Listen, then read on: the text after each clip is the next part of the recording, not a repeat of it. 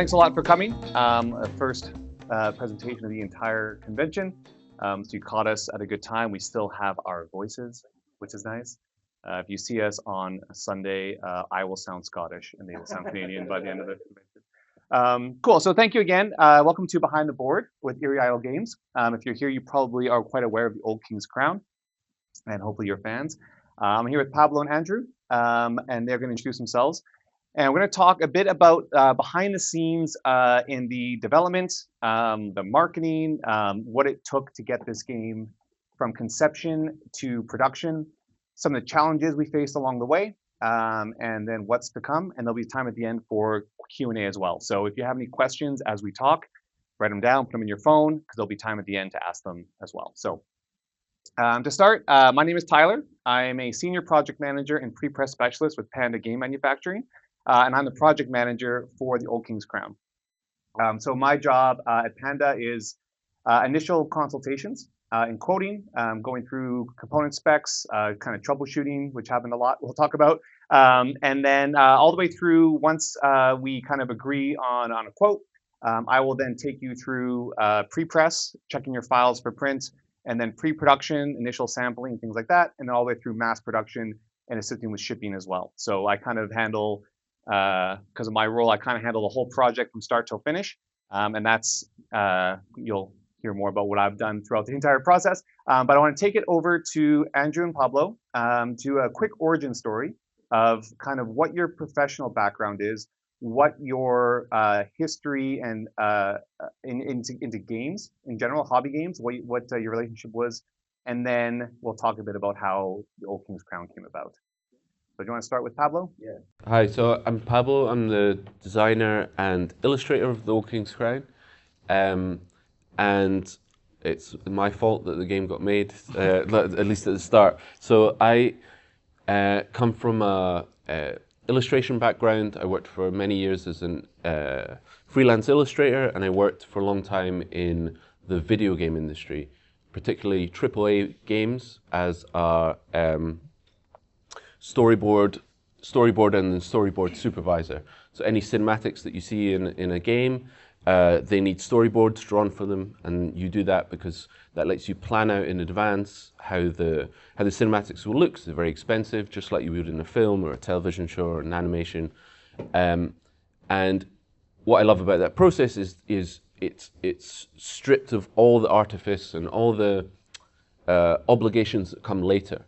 Because all that stuff is very expensive, but right at the root of it, you can be working with the director and just drawing things on bits of paper, post-it notes, or little sketches, digital sketches, and you plan out all that stuff. So that was my background, and I started working on the Old King's Crown as a little game, which if anyone's played it, it's not little anymore. That's a mistake. In fact, the first iteration of it, I designed it so it could be played on a camping trip with a deck of cards.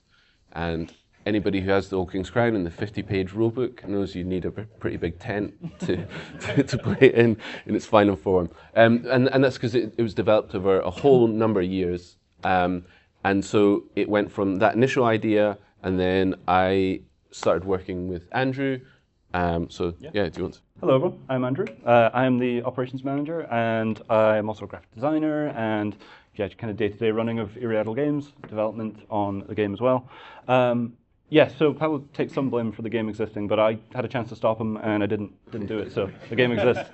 My background actually is I'm primarily in animation, so we both came from kind of a visual background certainly, and that's part of the reason I think we work so well together.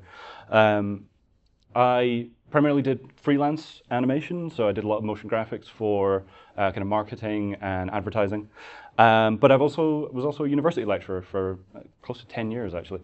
That I taught animation, game design, I taught motion graphics, things like that. So we were working on this in part-time, and I was still full-time lecturer while we were working on the game. Unfortunately, I've managed to quit that job now, and I can make games full-time, which is a much more exciting job.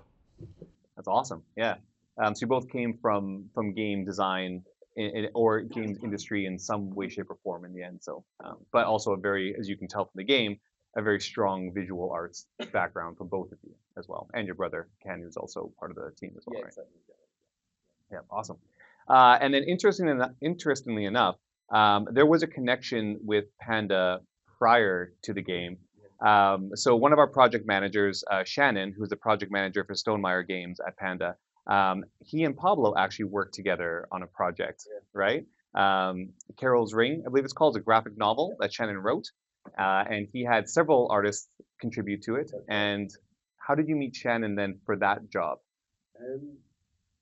How did I've done some comic book work, so I did some stuff for Image Comics and Dark Horse Comics, and he was in that world as well, and he worked with a bunch of artists, including Simon Roy, who's excellent, like his work's incredible, and I was sort of in the orbit of those people, and they asked me to work on a comic, and just like the Old King's Crown, it took ages to do the artwork for it, so it was late. But Shannon very kindly, later on, he saw me posting about board game stuff, and I started working on the Old King's Crown, and I did some initial illustrations that defined the art style. They actually didn't make it into the game, but they were like the initial grounding, the visual grounding, and he reached out and he was like, well, we can work together, which is very kind of him because he knows how long it took me to do things, so it's good. Yeah, Shannon said that too. He was like, you know what I do for a living, right? Like I'm in the board game industry, so it's just very, serendipitous in the end. So yeah, it was a fun connection. Awesome. And so that kind of brought you the game through development into nearly its final form. We'll talk about that as well. And you reached out. We had some consultations. We talked about the component specs, and we started off our relationship by making prototypes for Old King's Crown. And tell me a bit about how important that was for the success of the first crowdfunding campaign. So I'll say actually that Shannon connection was really lucky because it opened the door, and then obviously we met you, and I will say that was a huge, a very important North Star for us because we had no experience working in a physical medium like this, a print medium. It was great to start to illuminate some of the things that we just had no idea about, and also acknowledge challenges or raise challenges that we had no conception of, right? At a much earlier stage than we might have otherwise encountered them had we not begun talking. So, conceiving an idea is kind of easy, but bringing it to life has got all of these very technical challenges that you have to contend with. And so to start to demystify that process early on allowed us to take that information forward. So it was like an early education and stuff that was absolutely foundational. And it means that you can define the limits of what you're trying to do, and in the future, like with the Old King's Crown, the project kept growing in scale and scope. But we had that initial foundational knowledge of what we could do and what we couldn't do, and areas that we could expand and all that. And that was really, really, really useful. Yeah, it's interesting. The development, or a lot of the development time, was when we couldn't actually meet up. We were all locked inside our houses. So we were working with Tabletop Simulator, which is great. I'm sure many of you know of Tabletop Simulator. Fantastic for really quick prototyping and testing ideas and developing games. But it doesn't show you the physicality of a game, the tactile nature of a prototype. And so when we start to get these from Panda, I mean, that was when, wow, this game's real. Like, it's a real thing. Because up to that point, it was, it's code, it's JPEG images on a screen. And as Pablo said, like learning early on around print, like I come from a background that's entirely digital. So animation, you don't print any of those out, right? So understanding, like the limitations of ink and how to set up files for printing. We learned this from these first prototypes, and something that we took forward for the next sets of prototypes, and then of course the final game as well. So doing that right at the beginning, I think we printed these, like 2023? Yeah, it was like before our first Kickstarter campaign, certainly. There was many years where we kept coming to UK Games Expo with these prototypes, and each time they were slightly different. Each time we were always on the cusp of we're almost finished. We're almost finished. Yep. And then the next year we'd be One like, more we're thing. almost. Yeah, we definitely iterated just on the prototypes alone. And I know, for example, a lot of print on demand or digital printed prototypes or those kinds of products use like like a digital plotter, or trimmer, like a robotic knife blade to cut through for punchboard tokens and stuff like that. So you see a lot of prototypes that are a bit rough around the edges. And our first prototype we made for you was using the dual layer boards. And the three of us looked at them and we said like this, for review copies, reviewers, they're okay. They're okay with prototypes. They're okay with that. But we really wanted to show this off. And so we actually decided to go use a temporary die cutting tool, which is a mass production process, to die punch them. And the difference is significant. Yeah, for really high quality. So you put a bit more money into it for the very beginning for that. But I think we all agreed in the end it made the review videos and the overall perception of the quality just that much better. Yeah. So In fact, we had quite a few reviewers comment that this was the nicest looking prototype they'd ever had. So Nice. that was great. And again, it was very useful for us to understand, oh, okay, this is a rougher one, and it could look like this, was a huge leap for us, because had we not gone that extra step with your advice, then we never would have really understood just how it could look as a final version. So all of our future plotting would have been informed by that. So it's very, very useful. And it's like when you learn any new skill or you take part in, you enter any new industry, it's extremely important to surround yourself with people who have a wealth of knowledge that you do not have. And yeah, we had no idea of how to finish things or how they would actually, end up. Screen printing on wood, dual layer. I dream in cardboard for a long time. And it was very, very. Yeah, and the prototype process, a little bit behind the scenes. In the mass production process, once we kind of initiate the project, we have our pre-press, which is the design verification, checking the digital files and doing digital proofs. And then the pre-production, which is the digital print that we do, not the main printers, but the digital printers and the digital plotters, like I mentioned before. That's what we call a PPC, a pre-production copy. And that is the exact same process for prototypes. So when you did the prototype process, you went through the hardest part of the mass production process is getting to that point where those pre-production samples are approved. Once those are approved, mass production is actually quite easy. So you did the hardest part like years before mass production. So you went through the entire pre-press process, the entire sampling process. We made iterations, which we'll talk about in a minute. But as you mentioned, like the knowledge for you, like you basically ran a project for the most part, apart from the distribution and logistics, which is a whole other story. But the production, you did most of the work years in advance. And then you did it again when it came time for mass production, because the files changed. You got another pre-production copy, some things changed, and so you went through that process a second time for mass production, which I'm going to talk about a bit, because UK Games Expo, I think it could have been 3 years ago, we had a meeting. This was after the campaign had finished. So all the prototypes were made, reviewers loved it, successful, great. They come to me, okay, we're going to have a quick little meeting to talk about mass production. And you came to me, and this might not be a significant thing to you, but from production standpoint, like they sent me the final specs, which is normally like maybe a couple stretch goals added on, right? Like nothing major. And for me, the specs looked completely different than the crowdfunding and prototype. I was like, this looks on paper, looks like a totally different game. And what had happened, and again, you might not know this. If you look back on the first campaign, you'll see this. You had changed the main board, and decided, you go back to the prototype photo. If you know the game, this is all like compartmentalized. All these boards are all separated into tiny little boards that were all kind of modular, so to speak, on the table. And then you came to me, and those were all gone off the spec. And I was like, "Are you just like dropping? Like, what's going on?" But this was actually a UI and UX problem that wasn't even well, it wasn't a big problem, but in retrospect, it made a massive difference on gameplay and even production costs. So they moved all these modular boards into one central main board, okay? And so I'm going to let you tell me about how that change came about, because I think it's an interesting story about who kind of gave you this advice, and then we'll talk about some of the positive implications of it. So, as I mentioned before, I think it's really important to surround yourself with people who are more knowledgeable than you and whose work you respect.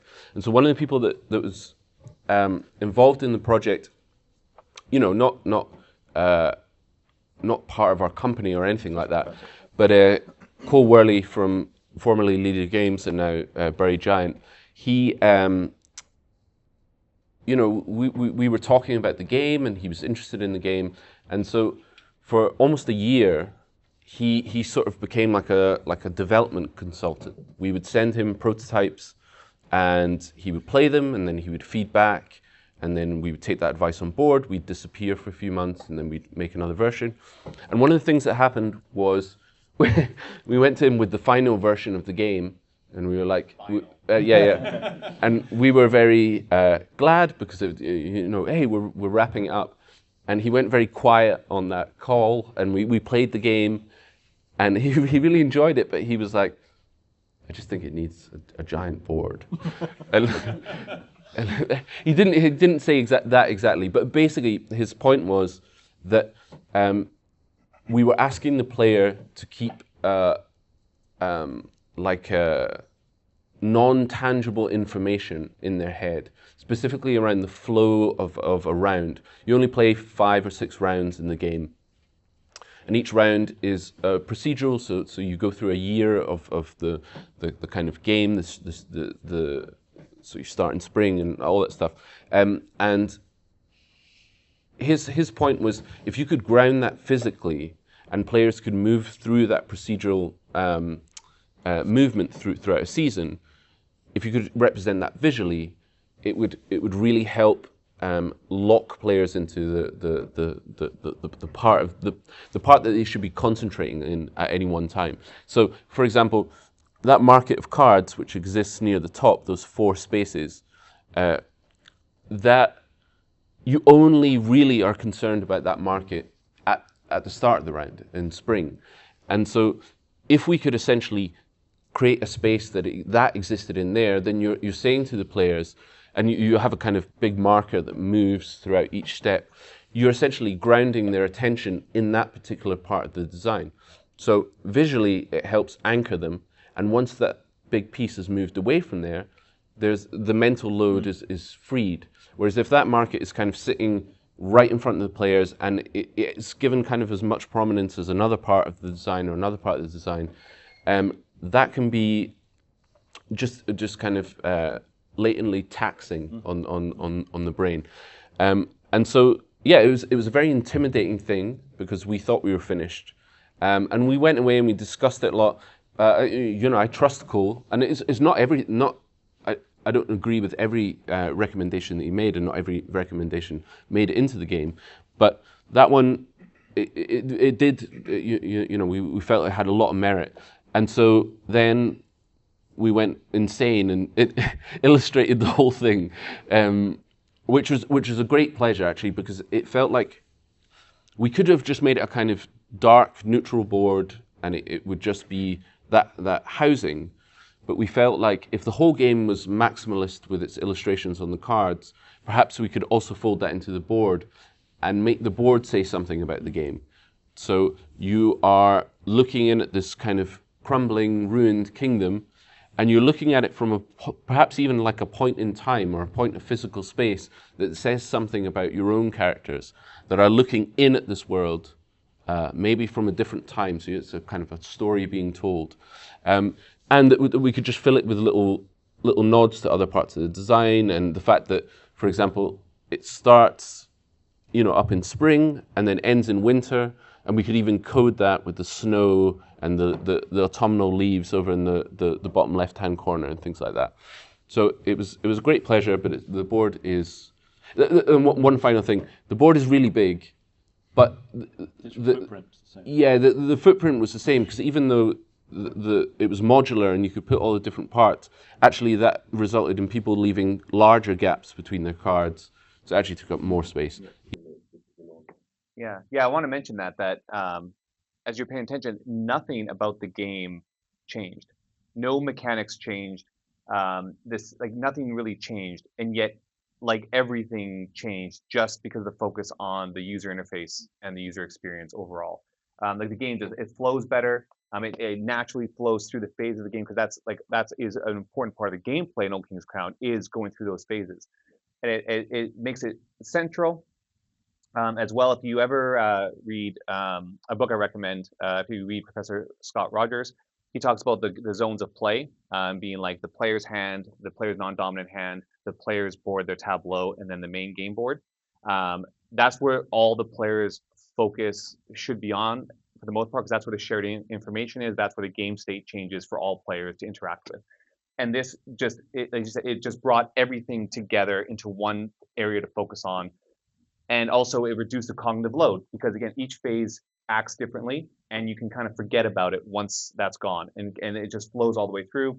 That mixed with the visual design, which I'm glad you brought up because I was going to bring it up as well. The areas where things go, the actual artwork tells you that it's not just a graphic design overlay, the interface overlay. The actual illustration is integrated into the graphic design. And I see this a lot when artists are directly involved in the gameplay and the graphic design as well.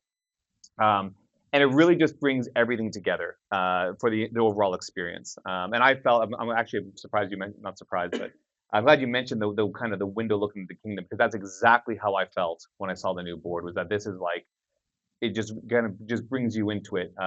It's absolutely brilliant. From another user experience standpoint, it makes a massive difference in the gameplay in that the game setup is just way faster.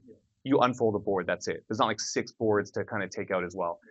So that gets the game to the table just a lot faster. It's a small thing, but it makes a big difference in trying to get the game to the table. And from a production standpoint, the 2 most expensive components for print components are going to be your game box and your game board. But because you had so many modular boards, this actually ended up being less expensive. So not only did you tie the gameplay together, the interface together, make the gameplay smoother without changing anything, you do more art, so there's that. But it reduced production costs as well and made the production process, the assembly, a lot easier. We just fold up a game board. Like it was a monumental change for us.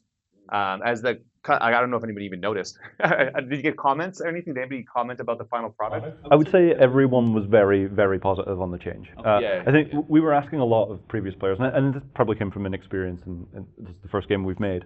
But we were asking people to memorize keywords. The previous modular, they didn't have any like references on them, so we were just asking people to like remember them.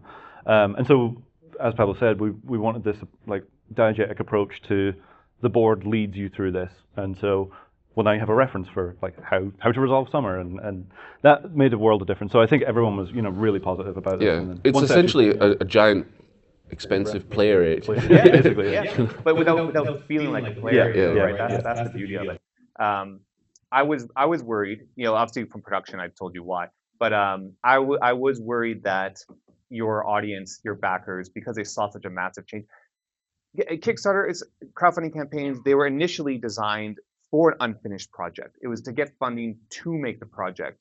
But the board game industry, as many of you already know, it feels more like a pre-order. Like the game should be pretty much done, maybe a little bit of content, bit of balancing, a bit of artwork left to do, but the game should be 95% there when it launches. That's what everyone accepts these days for crowdfunding for board games. And so that's why I was very worried. I'm like, this does not look like the review videos and the preview videos that have been done before. So I was just like, this seems so massive. But it was unanimously a positive change. So you can still develop your game after the campaign closes. I'd like to touch on that because I'll say we're working on another game for the second crowdfunding campaign. We introduced another game, and we've taken the same approach, which is it's in active development, and that means that crowdfunding can be perceived as a bit of a pre-order thing, and especially if you start adding things like stretch goals and things like that, you can actually do a kind of horrible thing. If the game is not finished, you can price yourself out of being able to finish it the way you want to finish it, because it allowed us to make changes to the game. For example, in the Kickstarter video, the final game has more in it. Has more things, and we could do that because we didn't price ourselves out. We allowed this wiggle room where in development we could go, well, if we do add more things, the budget can sort of accommodate that. And so with this second thing that we're working on, Annulet, it's the same thing. We started today where I was saying to Tyler, I'd love to have a conversation with you about how we are planning to grow that game in certain ways, and the logistics of that, and the costs involved, and also the product design thing. So it's the same thing happening again. And I think the scope to allow yourself to finish the thing the way you want to finish it is a huge part of this whole process. And I think, if you have the time and the interest in making something as that matches your vision for it, then allowing for that is a big part of it. Yeah, and also, and throughout, if you kind of caught on to this, you're both actually very, very artistic, but you both came from occupations where you took projects from start to finish, which is a big deal, right? And you've always kept an eye on product design. So there's the game design, there's the art and all that, but even throughout it all, you've managed to keep your eye on the product design while still maintaining your artistic integrity, which can be hard to do sometimes. But hopefully, if you follow your advice, it can be done. And sometimes the restrictions of print production, physical production, or other restrictions on whatever product you're designing can also help. We say restrictions breed creativity, right? They can actually help you achieve things you never thought were even possible because of these restrictions. So it's very interesting. Awesome. So the game went well. Production, we got through production. We did have some color issues with the boxes. We had, as he said, it didn't quite turn out certain colors, so we did some wet proofs, which are just printing sheets off the main printer to test color, to make sure the sky wasn't too green or too blue. So we kind of went through a bit of mass production, and games got fulfilled, and then demand grew. And at Essen last year, I always meet up with clients at Essen. It's a good chance to see them in person and say, hi, how are things? What are you working on? Stuff like that. So we booked a meeting at Essen, and I was expected to be just kind of a quick catch up. Shannon was there, and I was like, "Oh, Shannon, you should join this, join the meeting, see Pablo, and we'll all, hang out." And it ended up being less a catch up and more like a short, medium to long term strategy meeting. I was like, "Oh, okay," but it was a good thing Shannon was there because he manages Stonemaier Games. They obviously have a pretty tight release schedule. They don't use crowdfunding anymore. They're constantly managing demand and anticipating demand without the advantage of crowdfunding, because crowdfunding tells you the demand before you produce. And he had some interesting insights. So let's talk about managing demand. First of all, we can talk about why there was so much demand after the campaign ended, and then we'll talk about how we kind of managed demand from there and Shannon's advice. Sure. Yeah, I mean, the game came out our original Kickstarter backers in around August last year, and it fulfilled over the next few months, and then retail shortly afterwards. And the demand for the game just completely outstripped the supply. I think we were sold out by like October that year, which was great. I mean, it's a nice problem to have, but it did mean that there was, like thousands and thousands of people that wanted to buy a copy that couldn't kind of get that copy. And then we started to see, kind of things that we really didn't like to see. People were like scalping the game, selling for like $400 on eBay and stuff, kind of gross stuff, which we don't want that. Like we've always wanted this game. We felt like we were sort of contributing. Yeah, we felt bad. Yeah, and we always wanted the game to be as accessible as possible to people. And so we made the decision at this point, like let's get more copies out there. And so the decision was, well, we're going to do another crowdfunding campaign, and we're going to do a second printing of the game, and that was on GameFound. So we would then just immediately ramp that up. But we knew, crowdfunding is a long process. There's a big tail on that. You submit your files to print. There's a fairly long time until those games start arriving with people. So we knew that let's get this out as quickly as possible. And so we decided on this approach, like we called it quick delivery, and it was begin production of the games before the campaign, and then let people get the game as soon as possible once they'd backed it. And so those copies are now fulfilling right now. In fact, some of you that bought it, I heard from a couple of people, it's sitting on the doorstep right now. So hopefully it doesn't get nabbed. Yeah. It's a funny thing, demand, because you know, you don't want to crash your company by imagining that demand just keeps growing and growing and growing. There's a very dangerous thing I think that can happen, which is that you model off the initial maths. So often things will feel like there's jet fuel behind them, and then if you just keep modeling with that trajectory, you know, everyone goes home with a boat. But that isn't actually how it works at all. So you have to be really careful. But we didn't. It wasn't that the first print run of the All King's Crown was particularly small. In fact, it was quite large in some ways. It's just that the demand was there, and I think the demand was partially created because we'd been working on it for a very long period of time, and then we'd been very public about development, which meant that people could, if they wanted to, opt into seeing how the game is being developed. And that in turn creates people who are interested in seeing what's next and seeing the game in its final form. And also, by giving it to reviewers well in advance, it allowed them to make their own critical opinions of it and then get those out there. So yeah, but we were certainly blindsided by interest in the game, and it's, you know, extremely flattering and heartwarming. But it's just another learning thing. Like what do you do in the face of that? And yeah, we did a lot of consulting with you and with Shannon, and again, actually Cole Worley again, and his brother Drew, who does the logistics and the kind of back-end stuff for Whirly Games and now Buried Giant.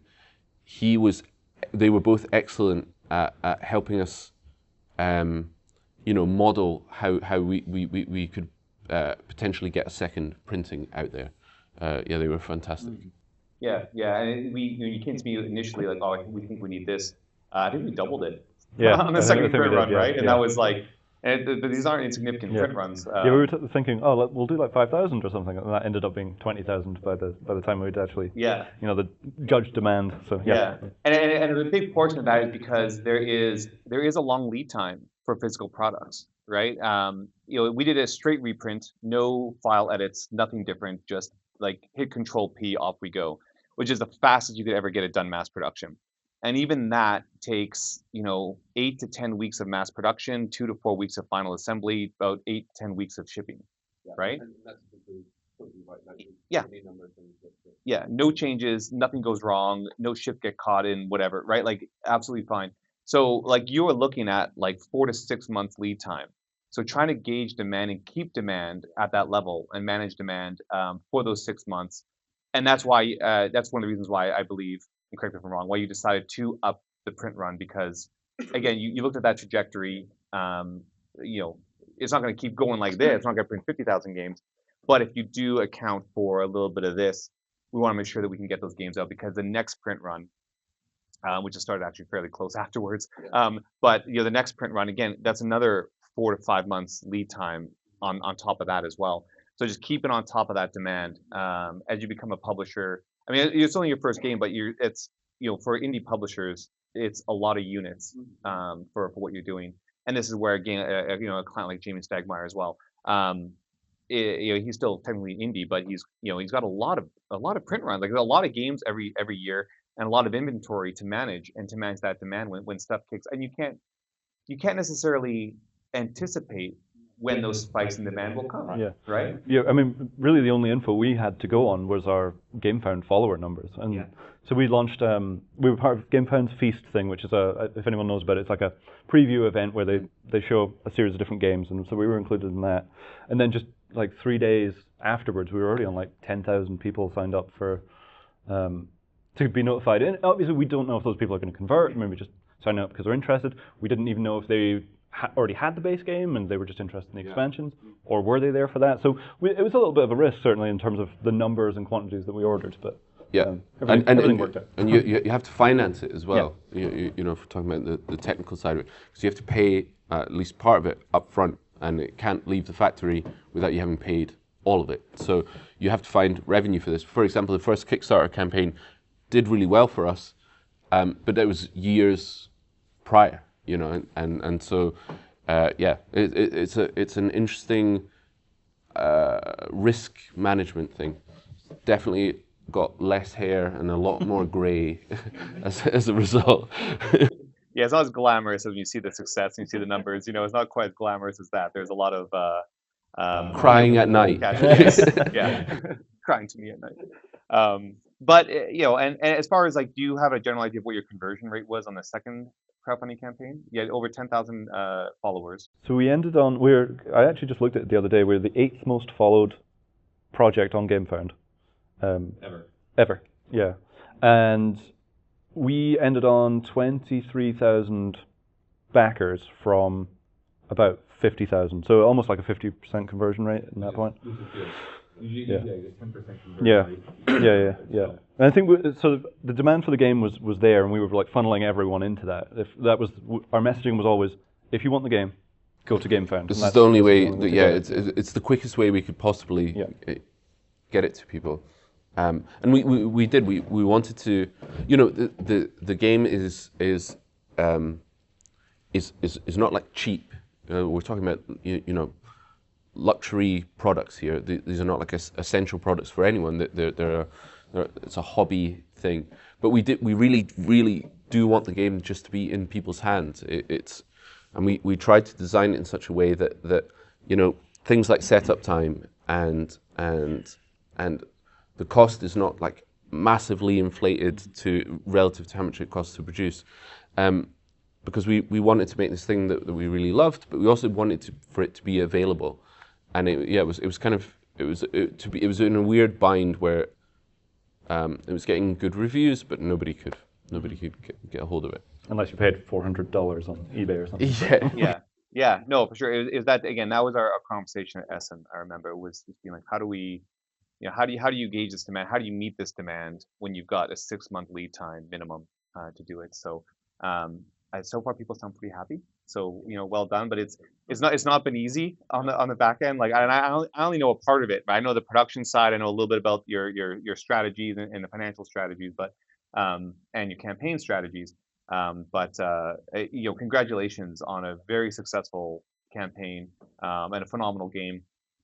Yeah, and you got a lot of exciting things coming up, which I'm not going to talk about too much today. But you can follow the GameFound campaign, because you do have some updates on some of the stuff coming up from there as well. Yeah, and just how we did with the previous campaign, the plan is to take everyone through development and be open about it. You know, you can play the prototype versions online through Tabletop Simulator, and just I think communicating that the thing is in development and how far away it is and what is still to go is a big part of this. As in the background internally, you're also doing this thing. You're building new prototypes and all these things. Yeah. I think another thing to mention as well. We'll open up to audience Q&A in just a minute. But I think if you kind of learned a lesson from this story, going back to the inception of this, even back to you two meeting, a lot of this industry and a lot of the success of this industry comes down to the people and people who you network with, people who you talk to, who you give your time to, and who will then give their time back to you, whether it be play testers, whether it be, you know, Cole helped you out a lot. You helped each other out. You know, your brother helped you out. Like, and it's you knew Shannon through something else, and he knew. You know, it's all interconnected. And this industry it's big, it's growing, but it's still small enough that you know people by first name and by face. And so networking is massive. And while UK Games Expo, there are lots of opportunities for networking. There's a whole designer publisher track with all sorts of seminars that we're doing and networking events tonight. So get as involved as you can. There's a Playtest UK zone where you can meet a lot of fellow designers in the UK. And like you've met other designers in the UK as well, right? Who you kind of formed relationships with and you've learned from as well, right? Like I was messaging Joe Kelly, the co-designer of Molly House today, just seeing if I could play her new game. That's the sort of thing that I think is really the exciting thing about being in an industry that is big and yet sometimes feels really, really small. is that you can reach out to people and you can touch them, and then you can ask for their help. With permission. Yes, with permission. Yeah, no. So keep that as open mind. Like none of this has been done in isolation. It's a team effort all the way through, and that's important to keep in mind that it's cardboard, it's bits of paper, it's wood, but it's more than that. It's people, right? It's players. So yeah. And speaking of which, why don't we open it up to audience questions?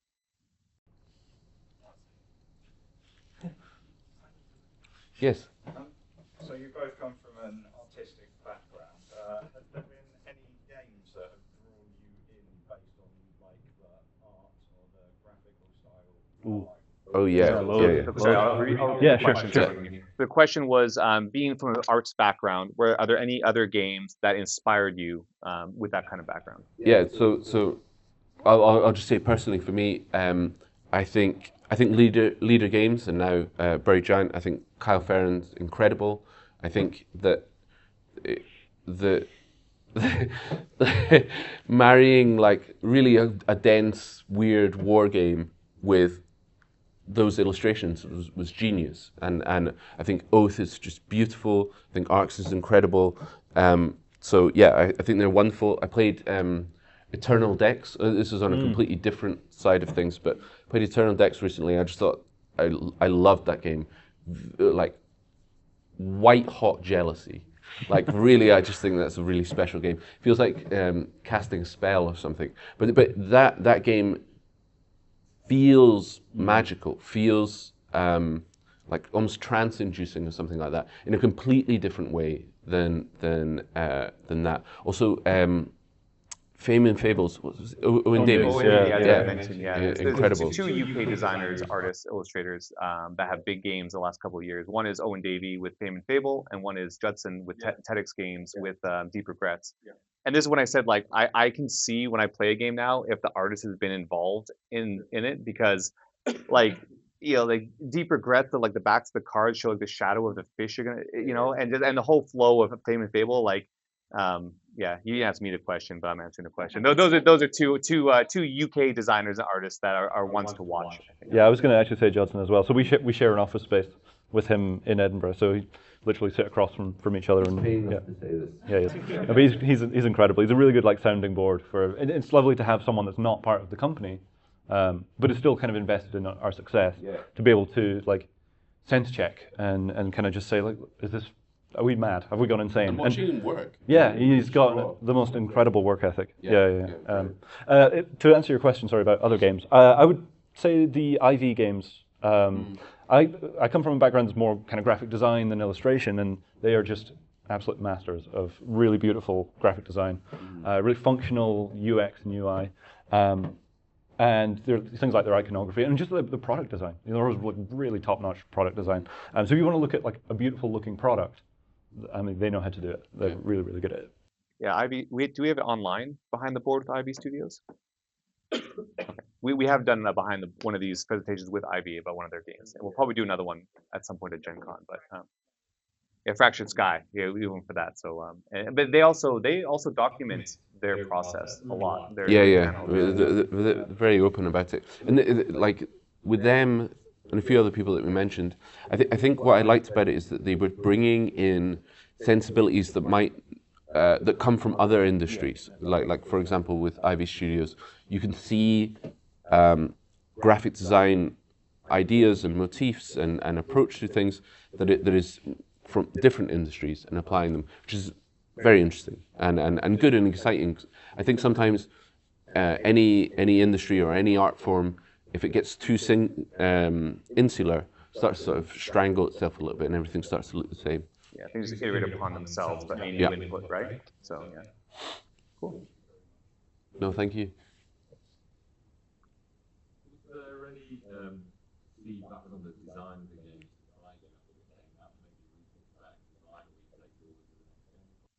So the question is, are there any feedback from like backers and players?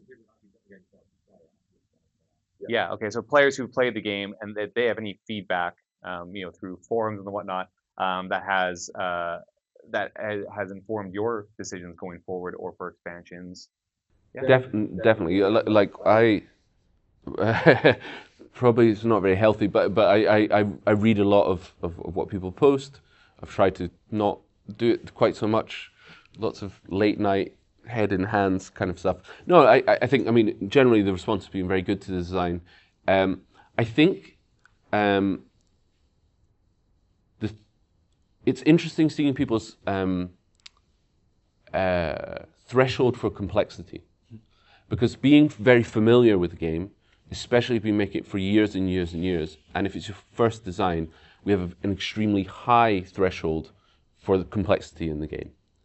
And I would say that going into the expansion for this game, expansions are interesting because they generally allow you to increase the complexity of a game, because what you're doing is you're taking people who are familiar with the core system and then you're adding more.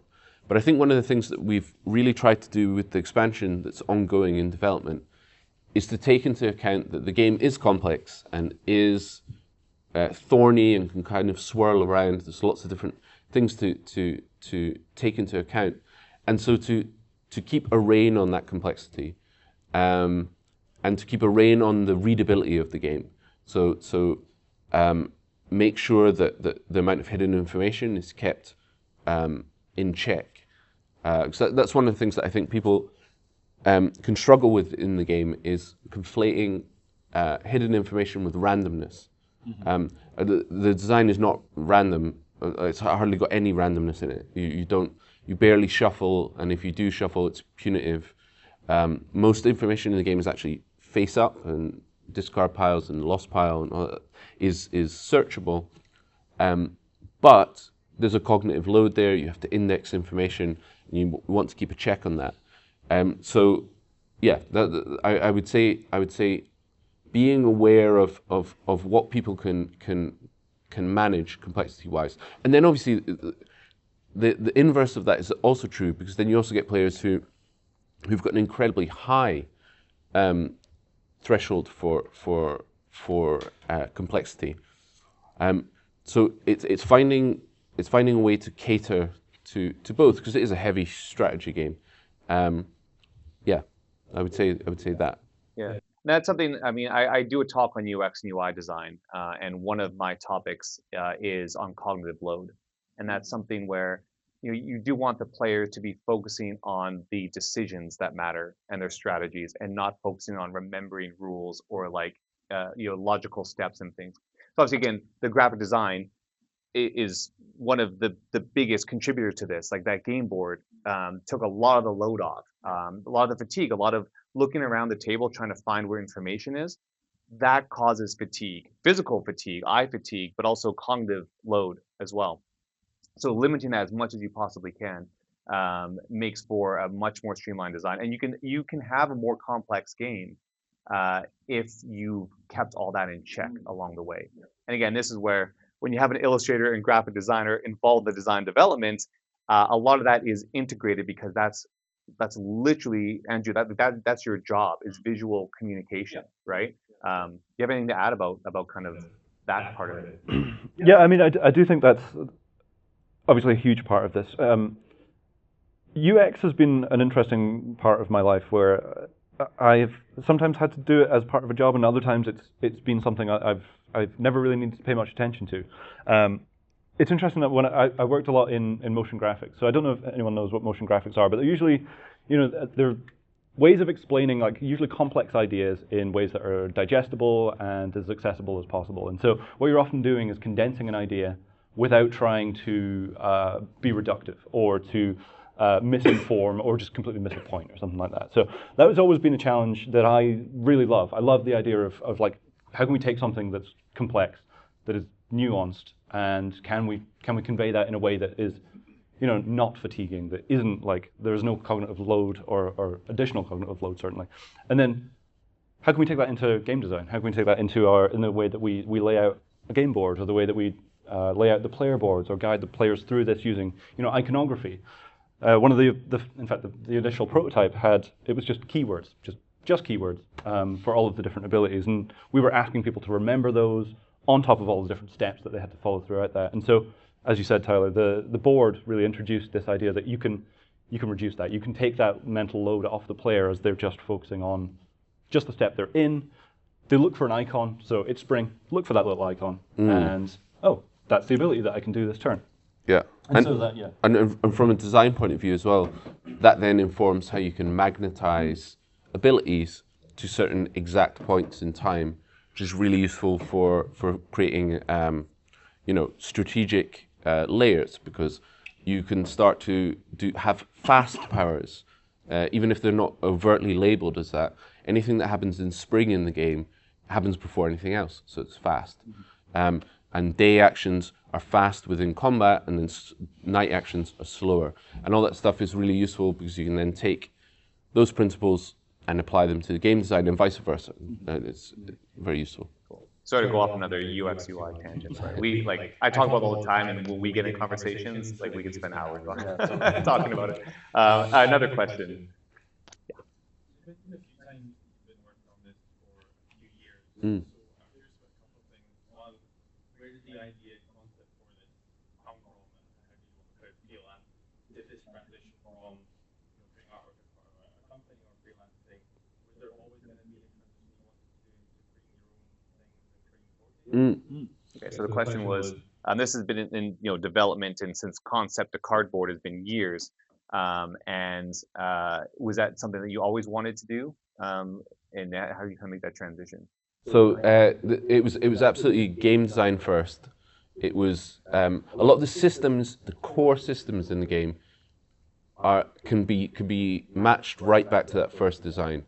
So it had, I wanted to convey this idea of supply lines with your deck running out. So if your deck ever runs out, you suffer attrition, which means that your hand size goes down.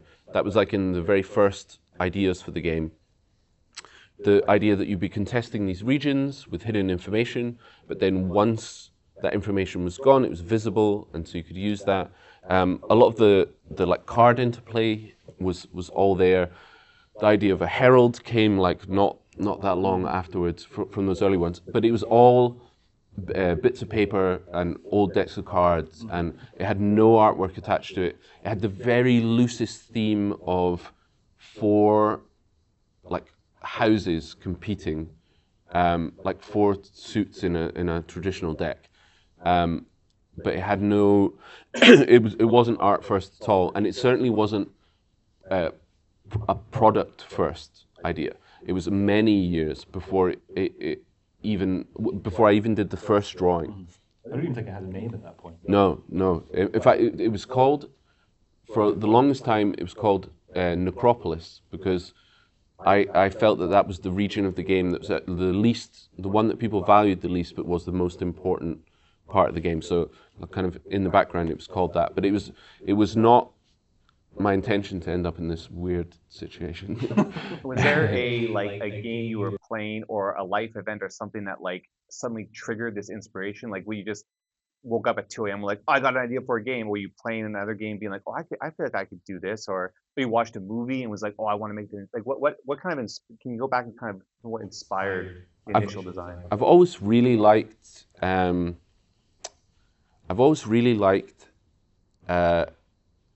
the way that mechanics can express story. I think that's a really interesting thing that you can do. So the idea of, could you convey supply lines without overtly calling them supply lines? Well, the attrition system in the game is sort of like that. If you cycle through your deck too quickly, you get punished. And so then, you're then mechanically incentivized to keep a hold of your cards. So you have to spend cards, but then if you can cycle them back, you could fight off this attrition, so you could keep your supply lines going. That's really interesting to me. So I've always liked designing little manageable games, which obviously this is not. It's got a 50-page rulebook. But for example, recently I designed a little solo card game, which we have at the booth, which is. You can buy from our stand. Yeah, you can buy it at stand. I don't actually know what our stand is, but that's just an exercise in design, and it's interesting to me. I love solitaire, and I love old and weird variants of solitaire, and so I was interested in what could I make a version of solitaire that felt like sieging castles. That was the premise, but using a lot of the conventions of solitaire. So yeah, game design first, always. That's cool, yeah. And one game design term related to that, which if you want to kind of do some more research on your own, is called emergent narrative. So like procedural narrative, or like narrative in general, we think of like the blurb at the beginning, the story saying this is the kingdom. There's that narrative. The emergent narrative is like a narrative that comes out of the gameplay, right? So it's not like, oh, I rolled the die, so I minus this number from that number. It's like, no, I attacked this orc and he did this. So the gameplay, the mechanics build the story out. And then when people tell the story, and if you've done it right, when people talk about your game afterwards, and they talk about the game in terms of story, like when I attacked your kingdom, right, as opposed to like I played this card, you played that card, that's emergent narrative. So if you're interested in kind of that part of it, there's a lot of videos on like GDC and stuff like that about emergent narrative, and it's you now that I've said it, you'll notice it all weekend when you play. No, I would say that's also, I mean, one of my favorite parts of board games. There's so many board games that I've played so many years ago. Can't remember how they work. Like if someone asked me like, teach me the rules, I wouldn't be able to do it. But what I would be able to do is tell them the stories that happened from when we played that. Things like Twilight Imperium, it's just a story generating machine. It's it's absolutely incredible for that game. You remember the comebacks and right, exactly, yeah. And that's something that we wanted with the Old King's Crown. I think it's something I'm really proud of, that people will come to us and say like something really cool happened, and like they'll regale the story of the kingdom. And it's really cool. Yeah. Awesome, cool. I think we have time for one more, maybe. Yeah. Cool. Mm-hmm.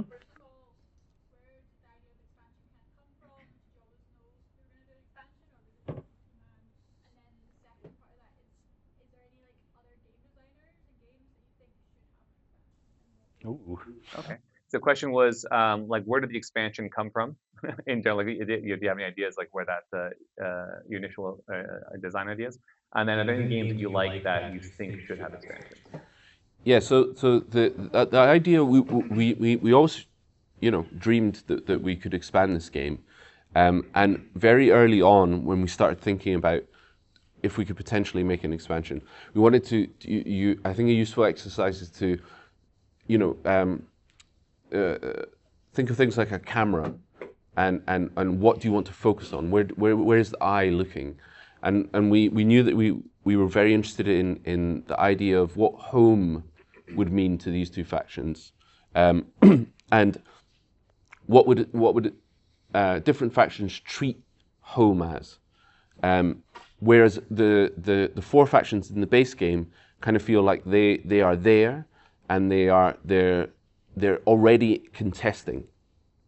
But what if there's a faction whose victory condition or whose end goal is to just be to preserve themselves, so to preserve a way of life? That was very interesting to me. The idea that you could create something that is just by them existing is enough of a victory, rather than claiming the throne. So yeah, that was a big part of it. And games that would need it. Oh well, I love a game called Tash Kalar. That's just a great kind of older weird game, and I'd love if that kept having expansions forever. I'll add Omen by John Cloud. Oh yeah. One of the best designers. Yeah, I love. And Omen is, I think I don't know how many times we've played that game, but we played it since the beginning, and it's great. Might be my favorite game I've played. Yeah, it's so good. Awesome. It's absolutely incredible. Brilliant. Okay, we're out of time. So thank you so much. I know you guys are so busy. You said it's your first UKG with stock to sell. Yeah. You got a lot on your plates. But thank you for taking this time out. Thank you all of you for coming and for your questions. A couple of housekeeping things. There's more events in the Publisher Designer track all weekend. We're doing a pre-press seminar tomorrow. On Sunday, we're doing a panel Q&A on crowdfunding. So manufacturing with me, Backer Kit is going to be there to talk marketing, and Spiral Galaxy is there to talk logistics and distribution. So that's on Sunday afternoon. You guys have flyers for our P20 giveaway for Panda. This year, by the end of the year, we're giving away up to $20,000 in manufacturing credits for new designers and publishers. You guys have flyers. Check it out. If you sign up as well this weekend, we give away $1,000 every day this weekend. So it's going to help a lot. So thank you so much again. Thank you, Eerie Idol. You guys are awesome. We'll talk to you.